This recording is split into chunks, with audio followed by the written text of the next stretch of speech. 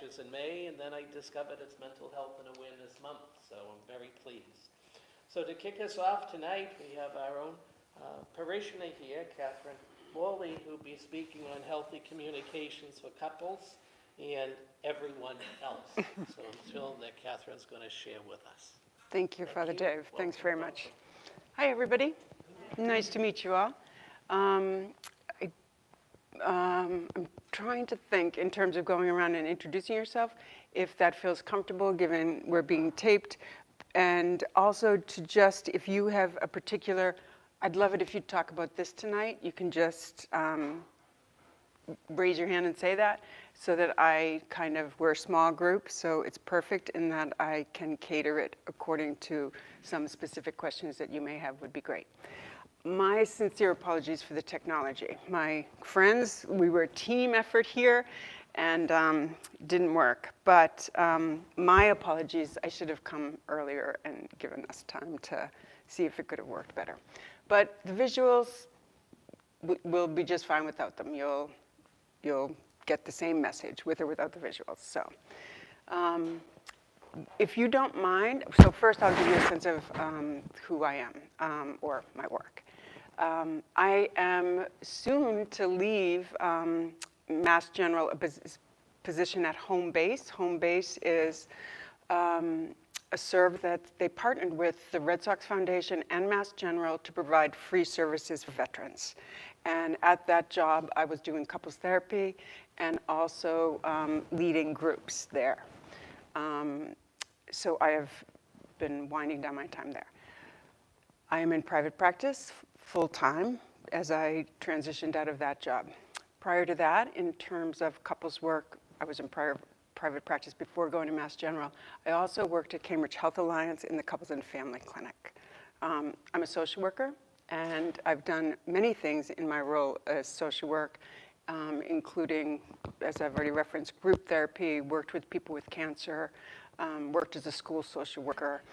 So when I was asked to give this talk and come up with a name for it, it was effective communication for couples, but then I put in parentheses, and everyone else. Because effective communication is the same really for all of us. It's a little trickier when it's a couple, because the couple dynamic is one of the most vulnerable out there. Like in a couple, we've given our heart to somebody. We've given our trust to somebody. We've given our life to somebody, if it's a committed couple, right? And in doing so, we open ourselves up for our heart to be bruised, right? Our heart to be hurt, our heart to be inadvertently stepped on because somebody doesn't realize that something as simple as speaking in that tone is hurting us. So it's just, that's where couples are the most vulnerable.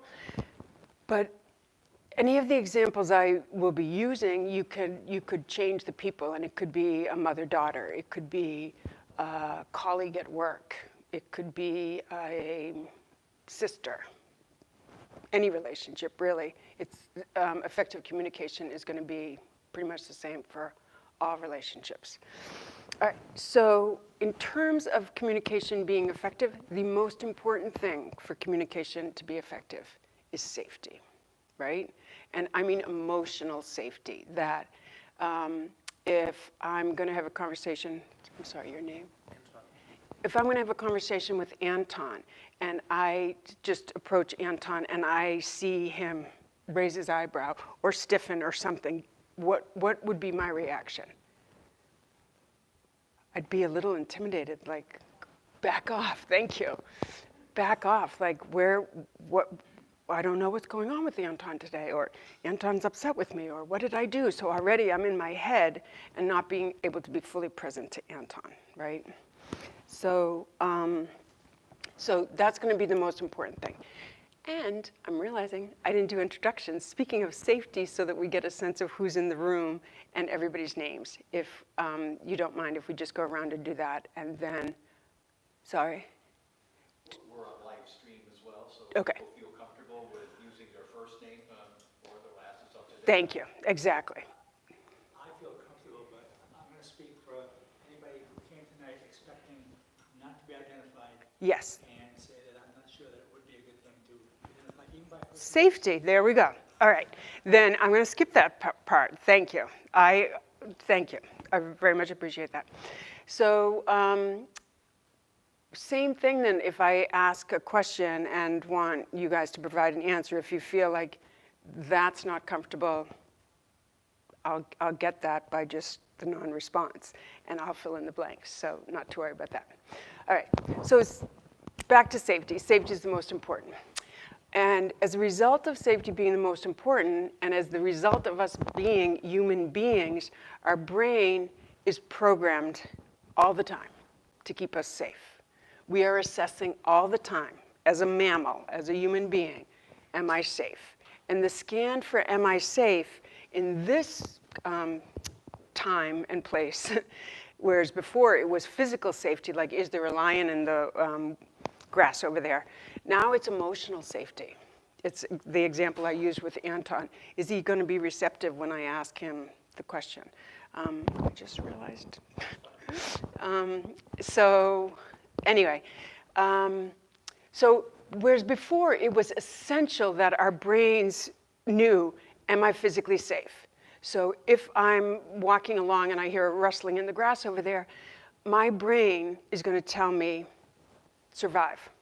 Survive at all costs. That rustling could be the lion. Run. Just run. Don't stop, don't think, just run, right? Survival was what was keeping us alive.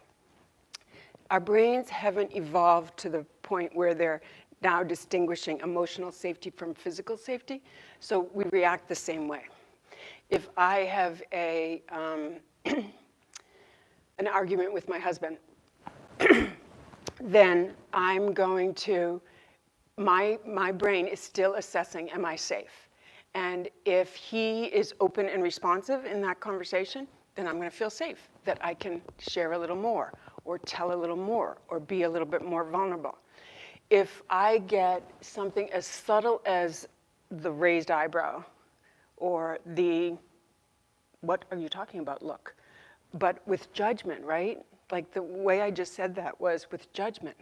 Like, what are you talking about? Versus, well, what do you mean? I don't get it. Two very different ways of kind of the same question, right? So if what happens in couples that leads to feelings of disconnection is the safety, emotional safety gets triggered in arguments and conversations. The all-important question in couples is, are you there for me? Are you there for me? Can I trust that in the good times, I get to jump up and down with you? In the bad times, we're going to console each other. Or in my bad time, you're going to be there for me, and in your bad time, I'm going to be there for you, right? So that, if the answer to that question is like a resounding yes, yes, you're there for me, then that couple is going to be resilient. They're going to be able to ride with the bumps, because there's always bumps in relationships, right? There's always bumps. There's no couple out there, there's no relationship out there really that doesn't have its little areas where we need to address what just happened, or I realized I was a bit short with you, or whatever it is. So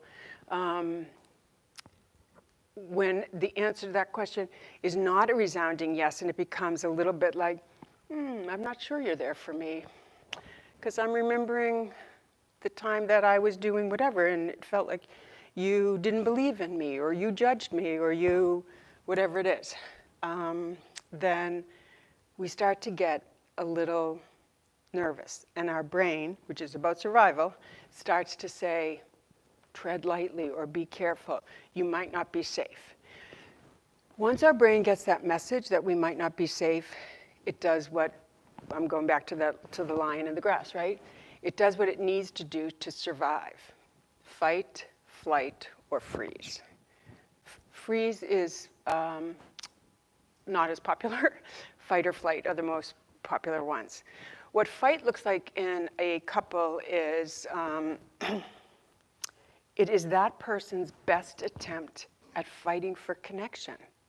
Like they love this person, whether it's child, whether it's sister, whether it's spouse, whether it's partner. they love this person and want to be connected. So when the connection starts to fray a little bit or feel like it's not solid, like I need it to be solid, I get scared. What happens when I get scared? My brain is saying danger, danger, even though it's emotional danger. So I'm going to fight or flee. So fight looks like, I need you to listen to me. How come you always, how come you never? Do you see the extreme language I'm using there?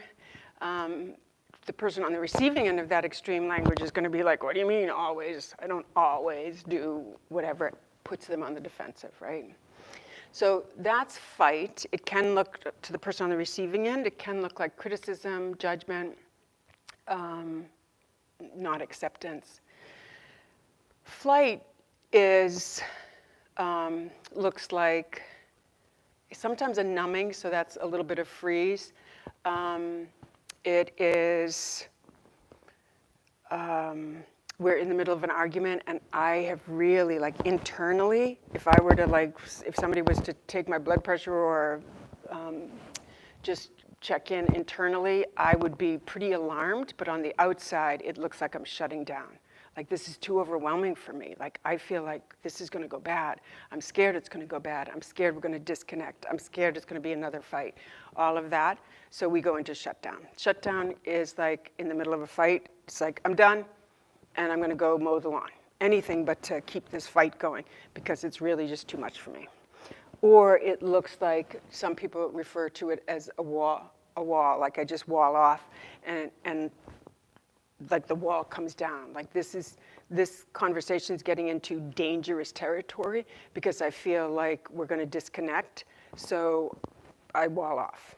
So, so that's fight and flight, and that's the brain's best way of trying to protect us in a relationship. So I am just going to make sure I'm kind of going with what I had planned here. Only guess what? It's not.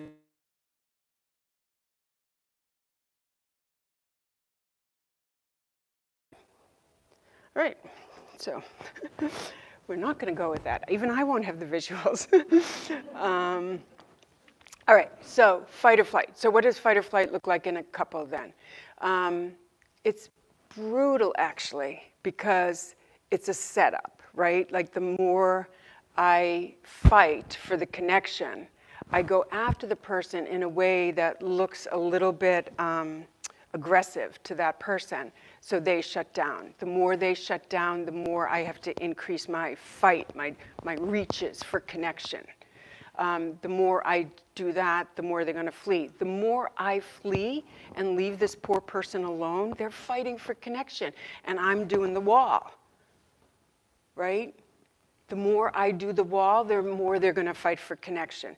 So the very behavior that each person is engaging in to protect yourself, whether it's fight or flight, is the very behavior that's hurting your partner and creating a horrible cycle where they have to protect themselves and do the very thing that's hurtful to you.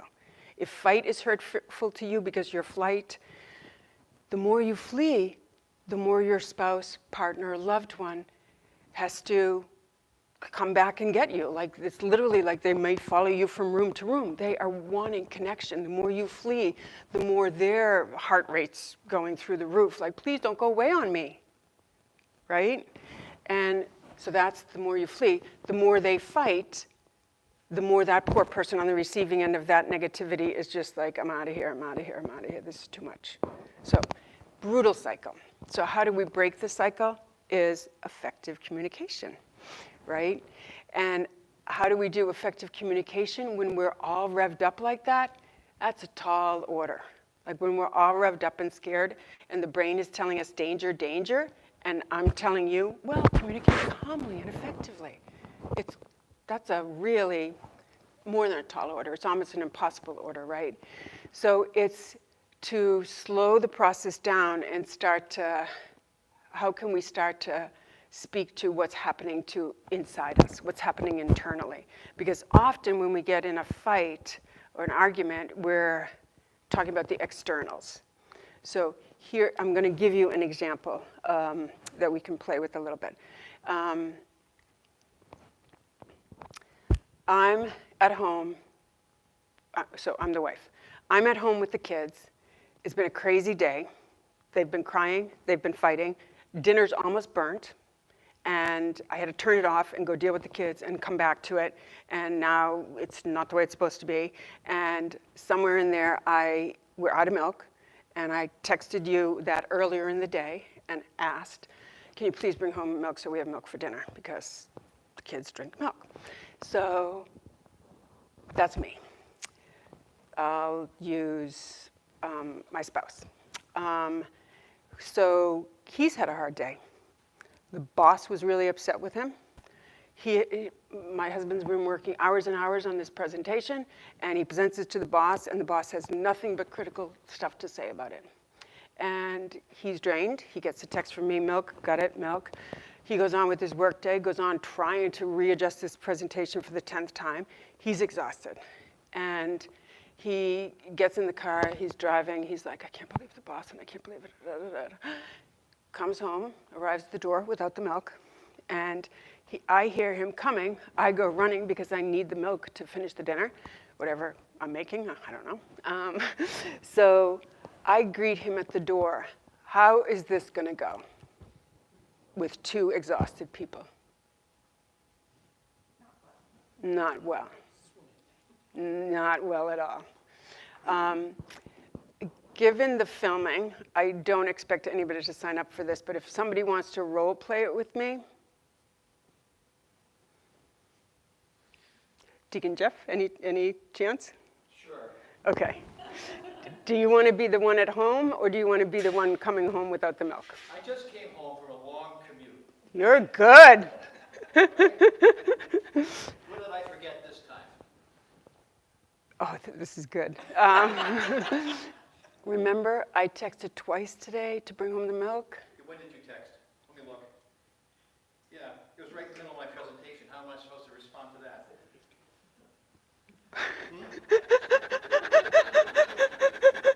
Stay in the room. You're giving me great examples of what not to do. Okay. I've had lots of practice. So. Same here. Okay, perfect. Thank you. Thank you, Deacon Jeff. So, do you see the energy? What would your immediate internal response be to that energy? What? Back away. Like he's coming on on fire. He is going to defend himself at all costs, right? Like that's what I was picking up. Like, what did I forget this time? Parentheses, and I don't really care, right? And that's a piece of the communication that's really important. We're picking up a lot in the parentheses. We're picking up a lot in the nonverbals. His stance was, like you saw him, he's coming toward me. I'm like, ah. And you threw me so that I wasn't firing back with my side, which would be, I have been home all day with these kids, and it is crazy, and I'm trying to do dinner, and I ask you to do one thing, and you don't do the one thing I asked. I can't count on you. Pretty extreme, huh? Like I end with, I can't count on you. That's like a dagger. That's like such a horrible thing. But in that moment of my sadness and my hurt and my wanting to depend on Jeff, I'm like, I can't count on you. It really feels like I can't count on you. And that angry I can't count on you is coming from, not that he just forgot the milk. If this was year one of our marriage, I'd probably be like, whatever. But it's been accumulating hurts of different times I asked for something. This is little. Can you pick up the milk on the way home from work, right? So why am I having such a reaction? And why is Jeff having such a reaction? Because of the accumulation of hurt that has been growing and hasn't been being dealt with. And that's where communication goes off the rails, because it's almost like the soil of our relationship has toxic stuff in there now. Remember that and remember that.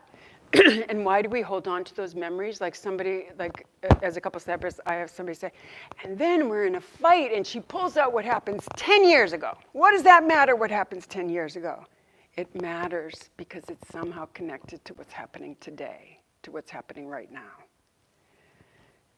Because it maybe is under that big umbrella of can I count on you? That's why 10 years ago matters. And I never, like, why can't I leave it back there 10 years? Why can't I let go of that? Because it's, that same hurt is active in the present somehow. It's like that time I really needed you and you didn't listen. It's happening again. I really need you and you're not listening. So how do we deal with what just happened between Jeff and myself in a way that's going to be more productive? In that moment, either one of us could recognize this is not good. Like all of us laughed when we saw Jeff's energy, right? And my energy. Like, those are real examples, right? People get so stirred up because I want nothing more than to be understood. I want nothing more to be seen. By a spouse, I need to be seen. I need to be understood. My alarm bells go off if I'm not going to be seen and understood. So that's what you saw. Jeff's alarm bells were ringing, mine were ringing. So how do we deal when we've reached that point where the soil is toxic with all these hurts, that our marriage is still trying to grow in soil that is filled with painful experiences? And forgetting the milk is not a painful experience. It's the meaning we make of forgetting the milk. And the meaning in that case was, I can't count on you.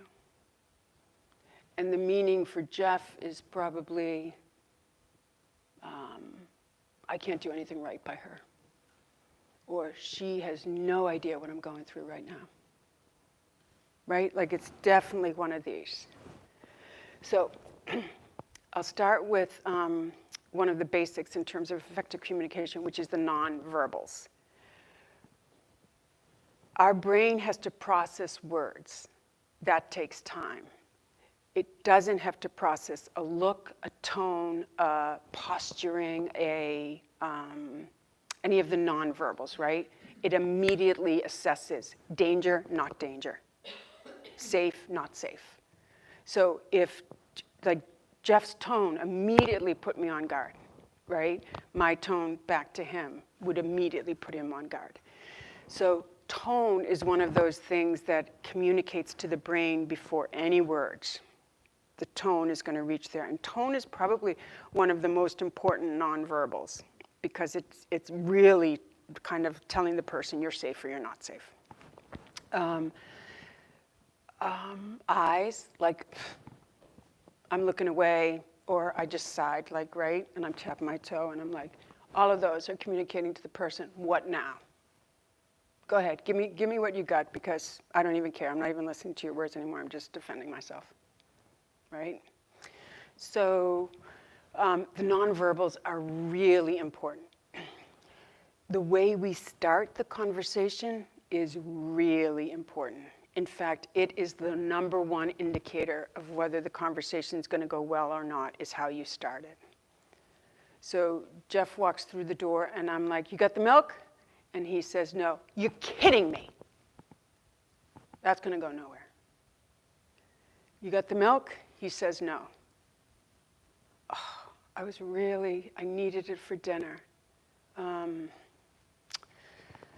Can we talk about it later? Because right now, I just have to figure out what else I'm going to do for dinner. There's a softer side right now that's being expressed, and a little bit of understanding, like, can we talk about it later? There's got to be some reason that you've got the milk. So those are... You want me to go out and get the milk now? I'll go out. It's so true. Thank you. It's so true. Because if I came and said, if I gave Jeff the benefit of the doubt, like, oh man, your memory's great, so something must be going on for you. His response is right on. I'll go get it, I'm so sorry. And then there's no disconnection, right? So the way you start it is so important. So you have to start with you have to start with softness, with tone, with an openness. I am seeking to understand. If in entering a conversation you are seeking to understand, you are likely to have a good result. If instead in the conversation you are seeking to prove your point, to tell the other person what they did was awful, to tell the other person you are angry at them, excuse me, those are not going to go so well. Understandably, right? Like, who wants to sit here and hear that you're so angry with me and it's because blah, blah, blah, blah, blah, in that tone? Whereas if we take away anger and substitute hurt, because that's usually what it is, anger is a secondary emotion. First, something else happened. And the something else is almost always hurt. Like the example I give of Jeff at work and the boss tearing apart his presentation. He's in the car and he's angry and he's fuming. You can tell me my presentation needs some work, but the way you do it is going to make all the difference, right? Are you doing it in a gentle way? Are you doing it in a seeking to understand way? Are you doing it in a kind way? Or are you literally just tearing apart my presentation? So that's where the approach is going to make all the difference in the world, is how you start it.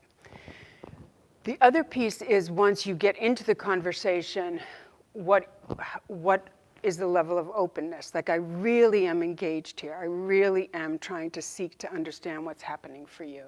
Like, you're really worked up. Help me understand what, like, I know I forgot the milk, but this feels more than that I forgot the milk. Like, you're really upset with me. Can I understand what's going on? I'm open in that tone and words to really know what's happening with you so that I can understand.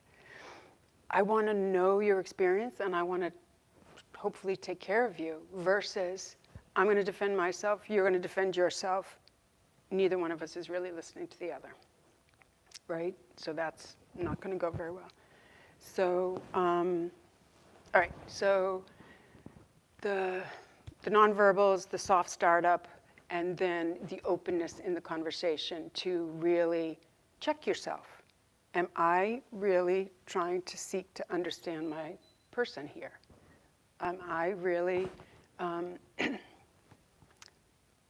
sometimes your body will give you the signal. Like, if I'm even leaning over like this, it's like I'm on a mission, right? I've got a purpose.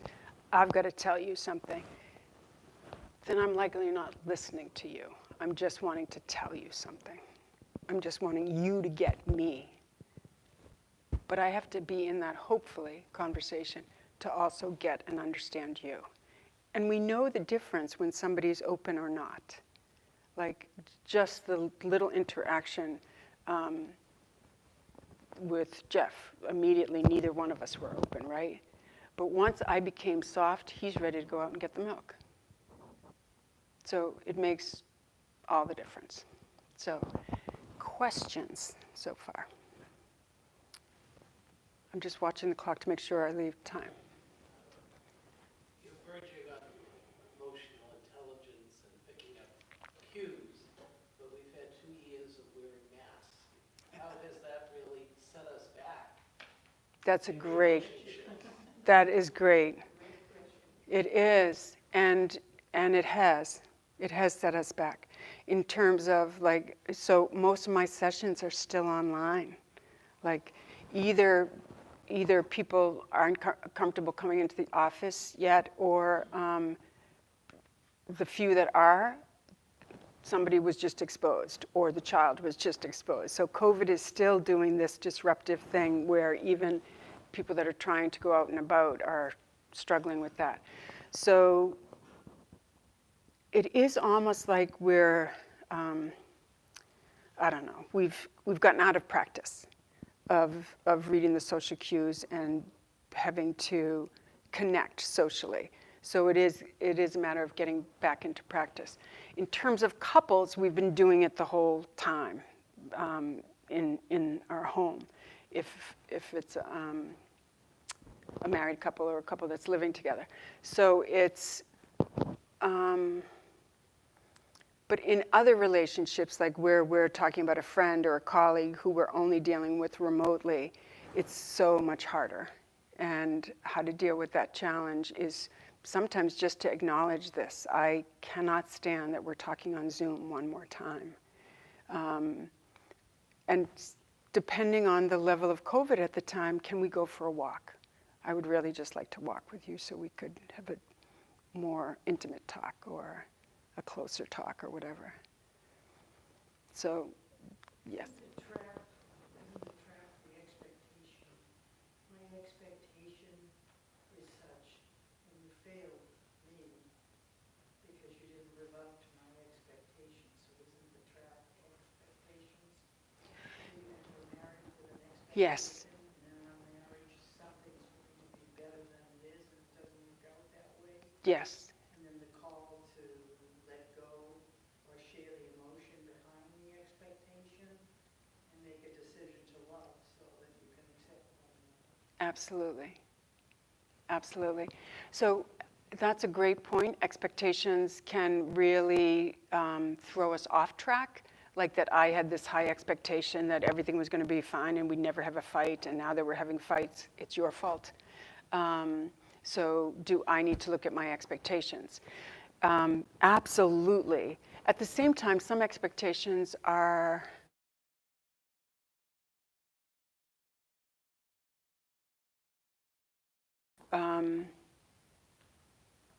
so here's one with there as well. Yes, like I should be, my expectation is to be a good wife, yes, a good friend, a good yes, mother, whatever it is, and I have to live up to that expectation. yes, So I can trap myself into a hurt and an anger because I haven't lived up to my own self-expectation. yes, On the other hand, you gave an example, which turned on me. My first expectation is going backwards. My father came home every night at 5 o'clock. Get married to an executive who doesn't arrive until 6:37. And so, am I ready for you to come home at 5 o'clock? That was my expectation. And the hurt or the discomfort or the pain or whatever you want to call it caused, that alarm in me to go off. Like, where are you going? Why aren't you home? That yes, kind of mentality at the minute. It sounds very similar. But I had to come to grips with my own expectation, where it trapped me, as opposed to blaming yes, spouse. yes, Okay, who do nothing about this expectation. right. Make it work because that's what they made them do. right, So, you just brought that alive to me. But the decision to love, to me, is the key. I decide at those moments to love you. In spite of all of it, I take on my own emotion as my own. yes, And then make the decision to love you yes, and to let the milk go. The milk is not important. You are. right. And to seek in those moments. I really appreciate that example of the not coming home from work until 6:30, where 5 o'clock was the standard, without you even knowing it was the standard, right? And didn't even know you had that expectation maybe until you realized 6:30 every single night, like, right, right, absolutely. So I would just add I totally appreciate the work you're doing, the individual work you're doing in that interaction. It's like, what are my expectations here? And then the next step is, because of my letdown, having been let down on my expectations, What meaning am I making of it? Like, here's the action, but now I'm making meaning of the action. And the meaning you made was, I'm not worthy enough for you to come home to? Ah, that's crushing. And it has likely nothing to do with your husband not being home at 5. It has to do with he had a different job than your dad, that times are different, that we're expected to work like crazy people, a whole bunch of things. But you not being worthy was probably, well, I don't know. I don't want to assume. But, okay. Is a big factor in the whole picture. Exactly. Who am I and what am I like and how do I love myself? And, at a moment in time, anyone a dirty look can trigger a negative self-image. That's right. And if you're a Geiger counter, which I am, you wind up being trapped by that. Yes. So I can tell you've done your share of the work to figure out your part in it, though. It's like, oh, I just jumped from you're not coming home until 6:30 to you think I'm not worthy, right? So somehow I am having the other person become the bad guy because my expectation's not being met or something, whether it's expectation, whether it's agreement, like we agreed that we'd eat dinner as a family every night. But then a promotion or work or something doesn't allow that. So I can take that action and I can translate as, you don't keep your promises, you don't value what I value anymore, you, right? Like I'm doing a lot of blaming there instead of ineffective communication, and you're doing a great job of it. If I look at me, and if I want to communicate about what's going on inside me, and do it without a pointed finger. The pointed finger is the use I was just doing. I'm making meaning, but is it fair meaning? Is it accurate? And do I need to check it? Like, hey, I'm really thrown off by the fact that we're not having family dinners anymore. Can I have some kind of understanding as to your work and your work needs and our needs as a family and how we can make it work together? Because I really, really, really, really value family dinners. So I'm talking about me, and I'm talking about seeking to understand. I'm not talking about, you broke your promise, you said you'd do this, we're not doing it, what's wrong with you? Right? I'm seeking to understand, and I'm seeking to share. This is so valuable to me, it really matters. Can we make sure it happens? Exactly. Inside. I'm sharing my insides with you because you don't know them. You don't know that I'm walking away thinking, does this not matter to you anymore? Do I not matter to you anymore? But that's what I'm walking away with. My heart is really heavy with that interpretation, so that the next time we plan a family dinner and you don't come home, I go from 0 to 100 in a millisecond because of that meaning that I'm making. I really don't matter to you. You just proved it to me again. I didn't want you to prove it to me, but you proved it to me because you didn't come home. I'm doing this whole interpretation, loop-de-loop in my own head that may or may not be based in truth. Usually some of it is based in truth. Some of it's based in fear, or a lot of it can be based in fear. Other questions? What would you say? Good or bad to use humor to diffuse the situation? Humor has its place. It absolutely does. It depends on the level of the hurt and the level of the upset. If somebody's really down and out, the last thing they want is a joke, because it just feels like I'm coming in here and you're coming in here with a joke that just feels like, you're not getting me. You're not getting that. I'm trying to share with you that my heart's bruised and you're saying, I don't know. At other times, it can totally lighten. Like when the circumstances are lighter, like, okay, we're at church, so okay, we're racing to get our child to First Communion, and we're late for a gazillion reasons, and we're both blaming each other, and, you know, whatever.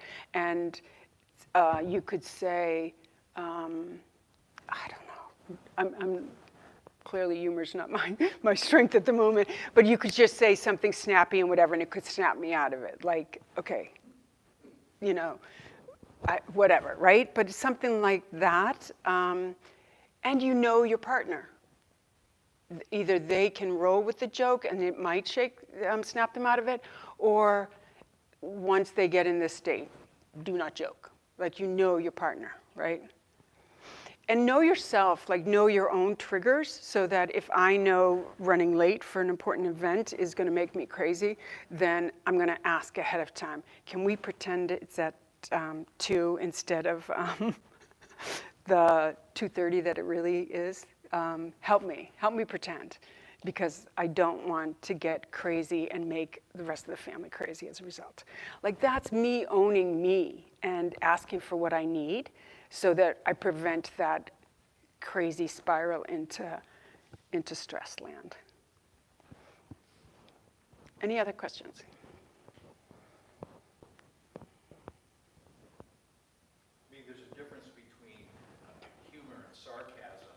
If somebody's making a remark that they think is funny, or just trying to diffuse the situation. But how do you read the self-awareness, or read you have to be self-aware yourself, but aware of the other person. So how do you manage that? Because over time, if your relationship has become strained, what do you do to kind of reset yourself? So reset that you're a person who uses sarcasm, but you're learning it's probably not a good thing? Exactly. Okay. Because the situations in which people are inside, we become more inside with each other, that literally, physically, than ever before. The articles I've read is that people see another side of their significant other or spouse that they hadn't seen before.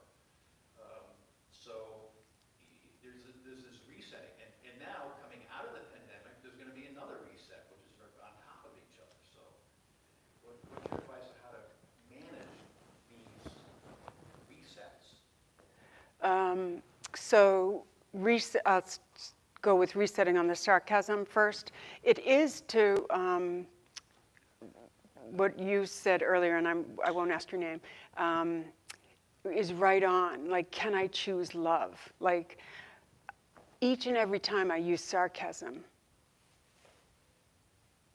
my spouse rolls her eyes, they walk out of the room, they shut down. Like, there's a lot of messages in there that are telling me this isn't working. But I'm a sarcastic person, and I think it's fun, and I think it's playful, and I think whatever. So do we need to have a conversation about sarcasm or humor, that I am a goofball, and I like to joke it off, but I can tell it's not working for you. Or I was being sarcastic to kind of lighten it, but I can tell it didn't work for you. So have a conversation about that. Like, I can tell I just hurt you. I can tell it's not working. I can tell you're upset.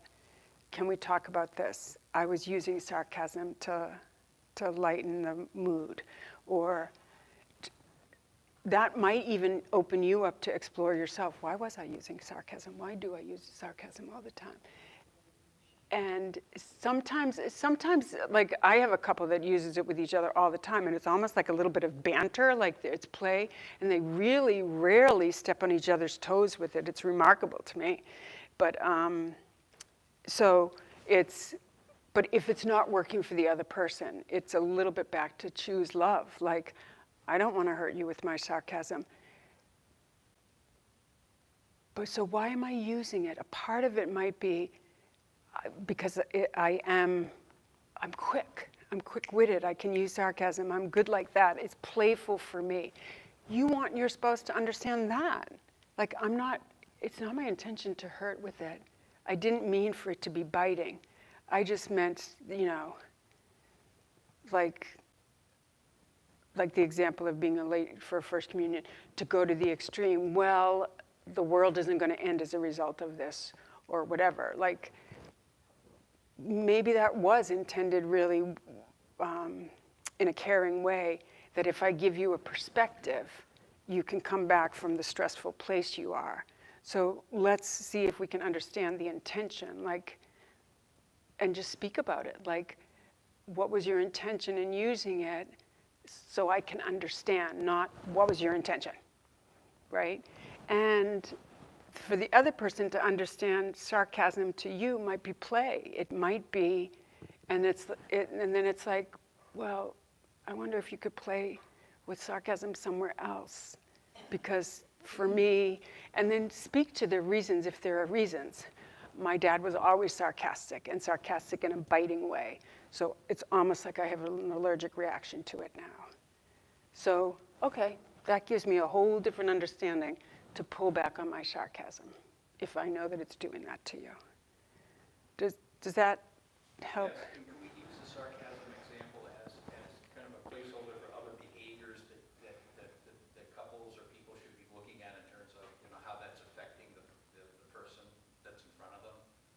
So I could be always incredibly serious about everything, and it would be the opposite of being sarcastic. And so you need to loosen up. And so you got to look at yourself and say, ooh, my seriousness is having an effect on my relationship with the other person in these tense times. Absolutely, absolutely. And again, so it goes to both, the same. The internal exploration, like, what just happened there? Because he just shut me down or whatever. And then you learn, again, back to the example of the First Communion, if I know that about myself, if I know I can't, running late is going to be like crazy making for me, right? Then I have to let my spouse in on it and adjust accordingly. If I know that the seriousness of my spouse is starting to weigh on me, and that I want a little lightness and a little playback in our relationship, can I have a conversation about that? And again, how am I going to approach that conversation? Can we talk about your heaviness? Can we talk about the problem you have with being serious all the time? I'm not going to go anywhere, right? But hey, can we talk about the impact COVID's having on us?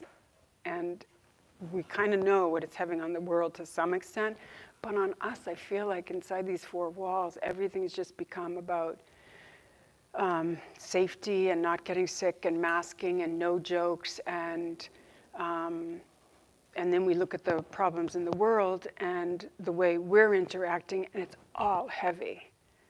How can we put play back into our relationship? Like, what could we do differently? I could really use a little lightness and a little play. That's very different than pointing fingers, that you're a heavy person, you used to be fun, all that.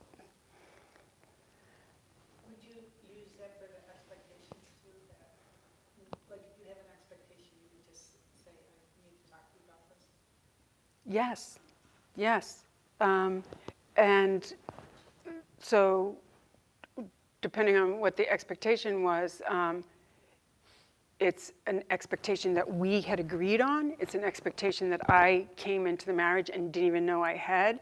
It's an expectation that it's just a standard I hold, that things should always be like this. Again, back to dinner at 5 or 6:30, but we're going to have dinner together.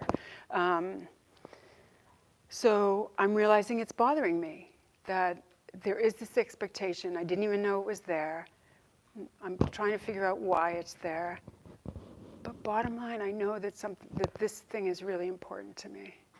And I'm wondering if we can figure out how we can make happen more often. Have the dinners together more often. Have date night more often. Have whatever it is. But to put the expectation out there. What happens in couples is when the safety gets shaken and that all-important question, are you there for me? The resounding yes isn't coming back. We start kind of pulling away a little bit and guarding our heart so we're not having that vulnerable conversation about, hey, this is something that's really important to me. Can we talk about how we can get more of it? That's vulnerable. That's really vulnerable to put that out there. In other words, the emotion, the feelings, what happens in a situation emotionally to you? Wouldn't that be the more vulnerable? Because a head trip can be debated, emotions can't. So if I said, when you're late, Yeah. I feel no, I'm lost. Disrespect is the first thing I think of, disrespected. Then from that point on, the onion comes down to, I'm really hurt. Yes. And then sharing how that hurt feels inside Yes. opens the emotion of the other person with the comprehension Yes. of what the item is doing to the emotion of the other person. Exactly. Whoever it is. So in a situation, of non-marriage, okay, having expectations of different people in your life, friendships, whether it's girlfriends, whatever, great expectations lead to hurt emotions many, many times because your judgment is immediately, I'm not cared for or respected Yes. or whatever. Yes. How does that feel inside of you? Right. What does it do to me? Right. Rather than telling the person, when you're late for dinner, I get all upset, the emotion comes up, but I don't say what it does inside. That's right.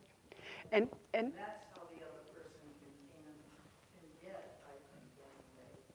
is when you share the inside. Right. So That's right. in sarcasm, that's the disrespect. I think anger, to me, what Jeff did, the approach to you Yes. earlier, Yes. and see it when he did that, okay, your back goes up. Yes. immediately, Yes. right?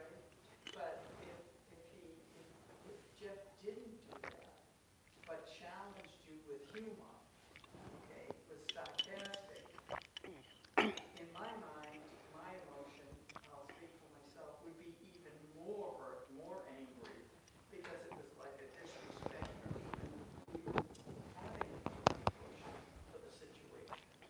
That's how I would see it. Yes. The sarcasm. And that's where we're all so unique. We have to know our own triggers. Sarcasm to me, as to you, would be a trigger. Whereas to somebody else, it's banter. It's, there's so much puzzling out here. It's like, what's the intent with the sarcasm? Is it to lighten it? Is it to deflect so we're not stuck in serious land and we can get out of there? Is it to distance? Because sarcasm often is to distance.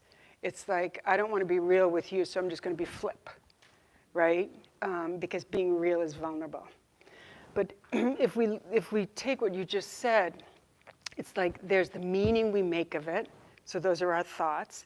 There's the feeling that the meaning we make of it creates, or the feeling was already there. Ouch, as soon as I hear you didn't bring home the milk. There's this big ouch, right? So the feeling's there, then I make meaning of it. The order doesn't necessarily matter. It's just, it becomes this spinning ball of the meaning, the emotion, and then the behavior. And we have to watch ourselves. I need to own my behavior. I just snapped at you when I realized you didn't have the milk. I don't want to do that to you. I'm realizing I'm overwhelmed in this moment. It's been a really hard day.